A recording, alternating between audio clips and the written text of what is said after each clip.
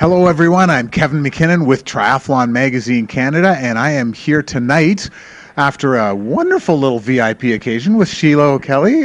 Sheila, getting ready for another WTS race here in Edmonton. Yes, Kevin, and thanks for coming and thanks for being here. It's a pleasure to have you.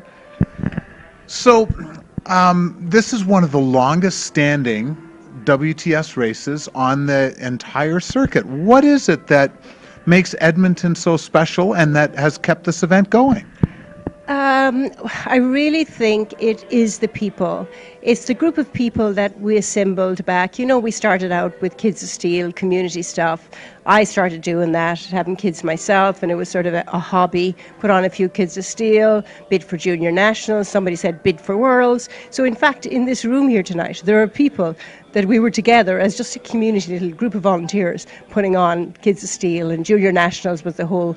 Many of the crew here tonight are from Junior Nationals. So I think that people just really enjoy being together, enjoy putting on something, enjoy athletes, enjoy kids, enjoy that whole spirit of community and involvement. Okay, I'll buy that to a certain extent, but there's got to be more to it than that. You had 3 levels of government in here. You've got this is a mainstay for athletes to come from around the world. This is a big deal. Yeah, I think it is a big deal. But, we never set out thinking that it was going to be a big deal. It just kind of grew into being a big deal. And I do believe that the support from the City of Edmonton that we've had over the years is unprecedented, not just in Canada, but likely around the world. And when you have a city behind you like that, once you have that one level of government, the other 2 levels tend to come along.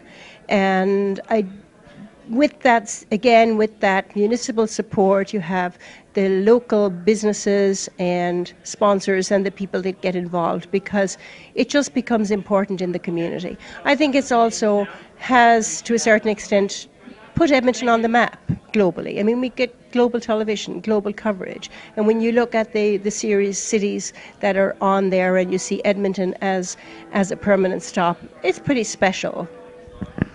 And what does it mean for you to have the grand final? Speaking of special and being a regular stop, another grand final, like 3 times this place has hosted a world championship or a grand final. That's unprecedented. Yeah, probably just means I'm a little bit crazy. It's a lot of work. And every time you do it, you got to do better than you did the last time, because you can't rest on your laurels. And we seem to have a reputation of raising the bar. So each time you try to raise the bar. So in 2014, we got the International Event of the Year from Canadian Sport Tourism Alliance. And now 2020 is looming, and we got to at least do that again.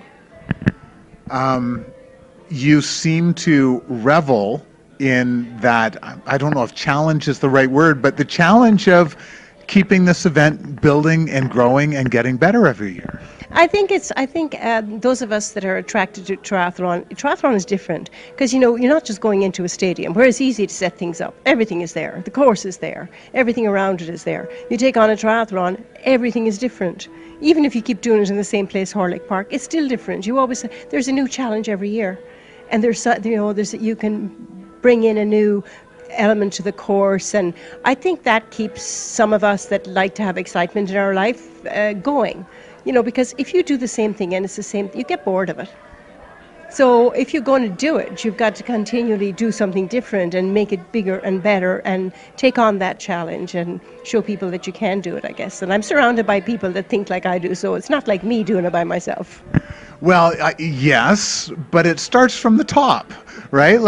There's got to be that drive, and you've certainly been leading the ship on that front. Yeah, I really, that's a tough question. I never see myself as being the driver, but I guess I'm so supported by so many great people who think alike that I think we're a collective bunch of drivers. Now, if there's such a thing. So the other thing I wanted to ask you, this year we have the wonderful scenario of having Edmonton and then Montreal the following week. You know, 2 WTS races back to back, which is also pretty exciting. What is it about Canada that has managed to keep things going on the WTS front, other than Les McDonald starting it all the way back when? Well, you know, maybe it is Les McDonald. Maybe it is the fact that the sport started in Canada and that it was, you know, I mean, Les engaged a lot of us in the sport. I mean, love him or hate him, he was a leader. He did engage us and he did attract a lot of people who could do a lot of good things. And I think he inspired the interest in triathlon. And, you know, if we compare ourselves to, you know, the USA, I mean, they've hosted one World Championship. Well, two. I believe they had one in Florida in 91, and then they had Chicago in 2015.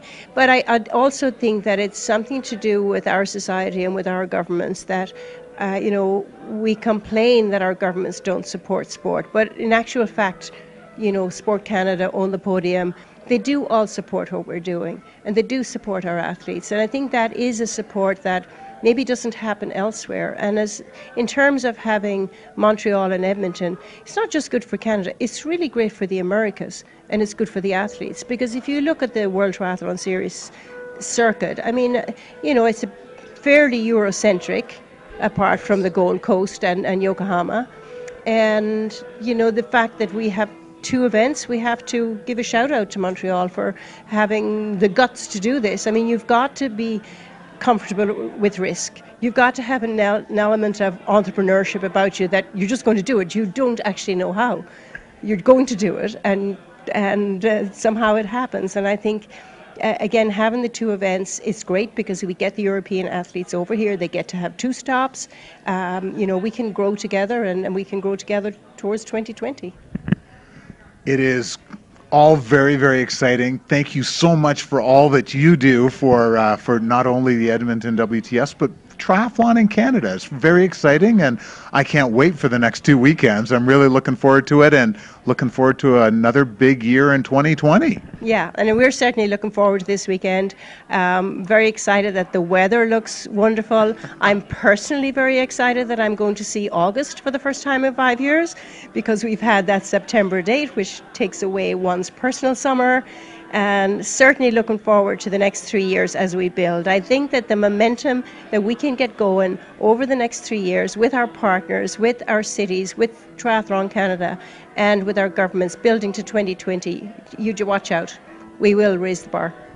It is going to be exciting and on so many different fronts. So thank you so much for all you do, and we'll look forward to a great race this weekend. Okay, thanks, Kevin. Thank you so much. This is Sheila O'Kelly. I'm Kevin McKinnon. Thanks for joining us here at Triathlon Magazine Canada.